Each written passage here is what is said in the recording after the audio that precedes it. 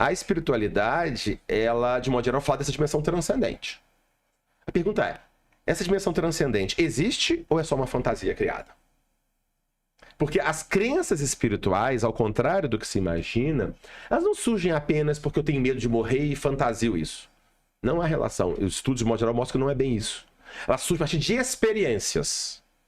Eu tô morrendo e aí eu vejo a minha avó vindo me buscar e eu conto isso para as pessoas. A pessoa tem uma experiência fora do corpo, uma experiência de quase morte. A pessoa tem uma visão de um parente que já morreu. A pessoa começa a ter alegadas lembranças de vidas passadas. Essas coisas geram essas crenças nas pessoas. Mas a pergunta é, essas vivências são alucinações ou são verdadeiras? Em última análise, eu como ser humano, foi o que a Desirê perguntou. O que eu penso? Eu, Alexander, que penso, que sinto, tenho desejos e tudo mais. Eu sou fruto apenas da neuroquímica do meu cérebro, dos neurônios, ou eu sou algo além disso? Mas aí vem, é uma esperança apenas, ou um auto-engano, ou será que é uma realidade? Né? Então tem várias questões a respeito do que a ciência tem a ver para isso. E aí, essa é uma área que a gente tem estudado bastante, na realidade, porque a gente acabou de publicar um livro, que é esse aqui, que se chama Ciência da Vida Após a Morte. A gente publicou com dois colegas, uma psiquiatra, Mariana Costa, e um professor de filosofia, Humberto Schubert Coelho. Nesse livro, a gente revisa o que a literatura científica tem sobre este tema, que é tido normalmente como um tema puramente filosófico ou um tema puramente religioso. Nada contra ser filosófico ou religioso. Mas a questão é, será que a ciência tem como meter o bedelho aí também? Tem como fazer algo nesse sentido? E o que a gente mostra é um livro muito curto. A gente fez um livro de apenas 100 páginas.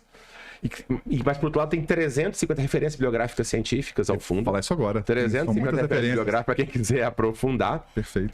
E esse livro a gente publicou pela principal editora científica do mundo, a Springer Nature. Basicamente, o que a gente vai mostrar é que esses estudos se dão em base em vários fenômenos, experiências espirituais. Experiência de legado, contato com uma dimensão transcendente. E nos interessa cientificamente evidências que mostrariam que o eu, por exemplo, o Alexander, continuaria de alguma forma ativo, vivo. Vou resumir a conversa, basicamente seria o que chama de continuidade do caráter e da memória. Ou seja, será que quando o Mariano morrer, será que eu vou ter evidências de que a memória do Mariano e o caráter, o jeitão dele que você conhece tão bem, continua? É isso que cientificamente é assim que se busca, né? É uma coisa que é filosófica, teórica e passa para a prática. Eu tenho evidência disso ou não? E aí, se isso existe, essa memória, essa coisa, quando o cérebro não está funcionando quando ele morreu. E quais são as pesquisas? As pesquisas são experiências de quase morte, especialmente quando o coração para. O coração para, o cérebro para de funcionar em 20, 30 segundos. Se o cérebro para de funcionar, se ele estaria gerando a consciência, não pode a pessoa lembrar de nada. E há vários estudos que as pessoas lembram disso com bastante qualidade e tudo mais, quando o cérebro não está funcionando. Se a pessoa está consciente quando o cérebro não está funcionando, sugere que ela mente é algo além disso.